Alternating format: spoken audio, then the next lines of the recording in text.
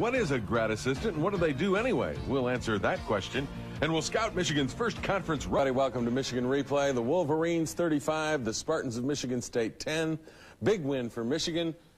But 35-10 really is probably not indicative of the game. It was tighter than that, wasn't it, Coach Mo? Yes, in a lot of ways it was, Jim. But, you know, when you say 35-10, that sounds awfully good. And I think we were in complete control of the game because our defense played well, and that's the key. And when you have a strong defense, you play very comfortably. Some people said it was like winning ugly. Would you agree with that? I mean, when you beat Michigan State anytime, it's a big win. I know from a Michigan perspective, nothing's ugly when you win at Michigan State. Right, and we did what we had to do defensively. We allowed them to 10 points, and when you hold them to 10 points, that's the Michigan State, how you want to play defensively. You score 35, no matter how you do it, Jim. I've been there 17-10. It's a lot better than last year, and we're up here discussing a two-point play. Believe me, I'm very, very happy. Well, it opened up, and again, you talk about the defense. The defense was the key to it. Right, and this guy right here, we put on a blitz there, and Hutch gets a sack, but Hutch was outstanding all day on that. Then we come right back and throw an interception. We have too many interceptions, Jim, and end up penalties. Then Wheatley got rolling, and I think he has a series of runs here of 15, and then he'll come back with another one. You kept it on the ground against them. You didn't go up top. Why? Well, Jim, 300 yards rushing is just about impossible against Michigan State. And Wheatley, I think, got 170. So you can control the ball, you help your defense, and you don't give them any big opportunity. There's Wheatley going in for the score. First quarter, that makes it 7-0. Right. You got to be really should have had two scores in there some way, either a field goal, but we threw that interception. So you got to be feeling pretty decent about it. They come back and give you the ball right back. Walker gets a big interception, and now we're going to come back and we use Wheatley again. But Jim, we end up getting a big penalty right after this, which puts us out of scoring position. And again, you can't hurt yourself. And you go back in again, coming into the second quarter, 3rd and 13. You didn't throw the ball real well, but you did hit a couple when you needed to. Right, big passes. Elvis hit some big passes here. Tony McGee down the middle later, Feldman, Malvo. Then we come back on 3rd and goal, and Jesse sweeps the right end there. That was scary, too, because we got 1st and goal on the one and jumped off sides, and I think there was some extracurricular talking there. Anyway, you get the 14-0 lead, and then your special teams and Derek Alexander really get the crowd going. Right, and we're capable of this. And Derek's got good speed, as you're going to see here. And once he gets loose, he's going to go all the way. And very exciting for him. And I know he shows a lot of enthusiasm here, but he didn't have the kind of game he wanted 2 years ago, and he was looking forward to this one. 21-0. At this point, and you're moving along, and again, the ground game is going great for you, and that was a bit of a surprise. Yeah, I think we blocked better, Jim, and then our backs got the leveling off, and we run Jesse in there, and here we had Derek on a flat pass, puts on a good move there, showing good running ability for a big game. Those kind of passes really help. Then we give it to Wheatley again, and he gets out here for about 8 to 10 yards. He was running strong again today, and the depth at tailback's very important. Ricky Powers didn't even play. Very important. And I didn't play Ricky because of an ankle injury he had. And then Bernie Leggett goes over from the one, making it 28-0. And you're in the driver's seat now. Your defense is playing well, but here's two crucial mistakes. We have a young man jump off sides, which gives them the ball again, and they get an opportunity to go down and score. And in this drive, Jim, we're going to show there's a penalty of a personal foul, which actually gives them some life at halftime. Well, that 4th and 4 punt, when you're offsides, give them a first down. And on this play, a second down, you stop them with a short gain, but you get the roughing the passer call. That gets them down in the range, and now they're going to kick a field goal late in the half. Right, and we've done this practically in every game, and I can't figure it out. We give a team who we have down well momentum going into the locker room, and if the one thing you don't want to do after you get somebody down is give them a little hope. 28-3 at the half. I know you're not ready to say the game's over. What did you say at half? Well, I just told them, you know, we had to do some things we have to do better. Now, if we keep playing defense like we're playing, we're going to be in great shape. And I said, honestly, defense, there's no way you should give up 25 points and let them get back in this game. And they didn't. They played well.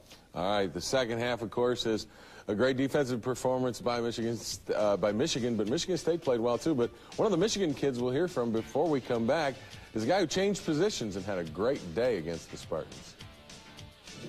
Well, it's really not too different from what I've been doing. For the nickel package, that's where I line up anyway. It was just on our base defense is where I had to move out. The big thing is switching coaches. It's just the whole, it's just a mental shift, trying to prepare with a different coach. We definitely got off the ball well, and we got in his face, and we feel responsible for a lot of the coverages, you know, because we get in his face. He didn't have a lot of time to throw, and it helps our secondary.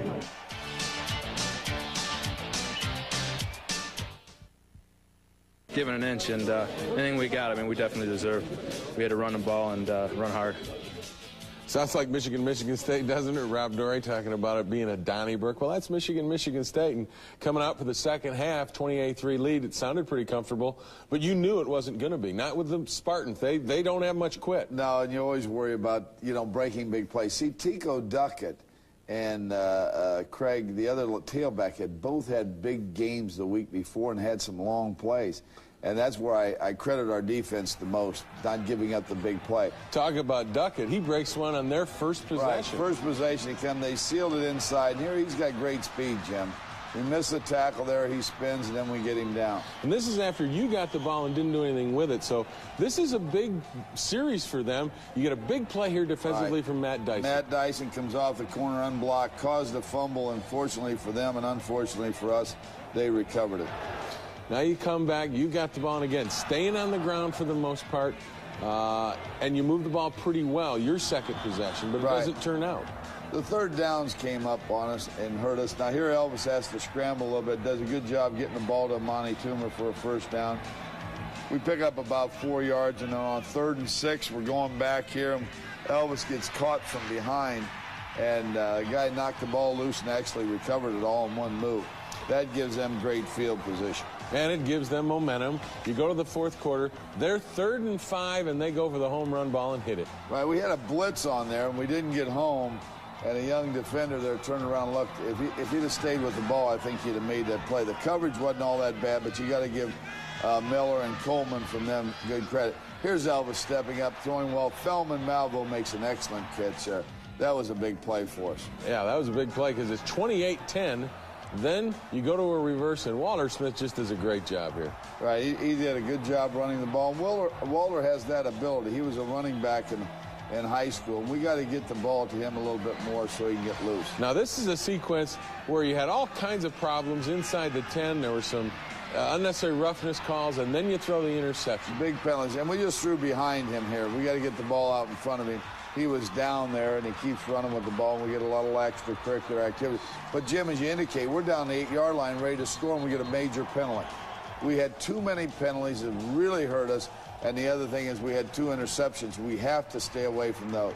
They come out from their own goal line, do a good job, get the ball out there, get in on 3rd down, and then Miller comes back on another 3rd down, and it gets pressured big time, and then you get the big play. Throws it, and Marcus Walker tackles our tight end in good shape there, so we're in pretty good field. Well, the key to that is you never let them get out of a real serious problem. When they tried to go on 3rd down and long, you were always able to stop them short of the 1st down. Right. There, Alexander is coming around to reverse after we run Wheatley. This is a 4th down play. Right, this is a 4th down. The one thing I liked about that play, Jim, I knew one thing. I had a chance of it going, okay, and getting the 1st down, but more importantly, it was going to eat up a lot of clock because when you run a reverse. Here we do a good job. Corwin Brown comes up and hits our tight end. He fumbles the ball, and we recover the ball. And that's a big recovery because it's still 28-10. The ball game's still tight, and you have a chance to put it away, and then Tyrone Wheatley responds. Right. This is one of Wheatley's best runs because he made an excellent cut in there. Excellent cut. Then he leveled it off and ran through 2 would-be tacklers. And that was an exciting way, really, to end the game for him because there's so many things he's learning like a lot of young players are. 35-10, the final, and yet looking at the highlights, looking at what happened, it wasn't a blowout that 35-10 would indicate. It was a tough game. No, and the other thing is we aren't going to win every game 50-3 like a lot of people think, and we do have an opponent out there, and you have to give them some credit. Now, there are definitely things we're going to get straightened out, throwing interceptions, and the other thing, we got to cut down on our penalties. And I can't believe what's happening in that respect. Okay, the penalties, obviously, the passing game you got to work on, I would think. That's something that I think you were not real pleased with on Saturday. One of the things I heard walking out of the stadium is What about the play calling? You stayed on the ground. You went to a conservative approach. Was that by design? Well, it's like I'd never jerk a guy, or I don't think any of us were, that's got a no-hitter going in a game. If your defense is hot, you got to help them. And the key way to help them, if you can, run the ball, eat up the clock, okay, which we kept the ball for 20 minutes of the 30 the second half, and let them play good when they're out there and keep them fresh. I think that's only smart. Why try to do something that's going to give them an interception, possibly run it back? So, no, I don't think we were. And Jim, to rush for 300 yards is pretty impressive. Also, Saturday's games seemed to be a bit more chippy than past Michigan State games. Were there more emotions running higher? Did the referees let it get out of control a little bit? Yeah, I got a chance to talk to a few of the players, but not in any depth, and that's something we'll definitely check into. I don't like that. I don't think that that's the way football should be played, and I'm sure we're going to get that corrected. And we got to understand, and the hard thing about a young man, if something's happening in there and somebody doing something to you, okay, you cannot retaliate, because if you do and they catch you, now we suffer the consequence. So if you're a true team player, you have to walk away from those things, which is hard to do. Hard to do. Although Michigan walked away with a 35-10 victory over Michigan State, and that was the important statistic. Don't go away. We've got more coming your way on Michigan Replay. And before we get to our segment on graduate assistants, I want you to talk to the quarterback of the Wolverines about that tough one against the Spartans. It was a tough, hard-fought game, and it came down to the trenches. And we just dominated up front. Our offensive line just dominated their defensive front. And, they got kind of frustrated at the end, and there was a couple fights here and there, but they couldn't take it up front. And we just dominated there, and that's the way we won the game. Coach's Corner, the brand new USA Today. What is a grad assistant, and what do they do anyway? We'll answer that question. And we'll scout Michigan's first conference. Welcome to Michigan Replay. The Wolverines 35, the Spartans of Michigan State 10. Big win for Michigan. But 35-10 really is probably not indicative. Them to 10 points. That's the Michigan State, how you want to play defensively. You score 35, no matter how you do it, Jim. I've been there 17-10. It's a lot better than last year, and we're up here discussing a two-point play. Believe me, I'm very, very happy. Well, it opened up, and again, you talk about the game. It was tighter than that, wasn't it, Coach Mo? Yes, in a lot of ways it was, Jim. But, when you say 35-10, that sounds awfully good. And I think we were in complete control of the game because our defense played well, and that's the key. And when you have a strong defense, you play very comfortably. Some people said it was like winning ugly. Would you agree with that? I mean, when you beat Michigan State anytime, it's a big win. I know from a Michigan perspective, nothing's ugly when you win at Michigan State. Right, and we did what we had to do defensively. We allowed them to 10 points, and when you hold... About the defense was the key to it. Right, and this guy right here, we put on a blitz there, and Hutch gets a sack, but Hutch was outstanding all day on that. Then we come right back and throw an interception. We have too many interceptions, Jim, and then the penalty. Then Wheatley got rolling.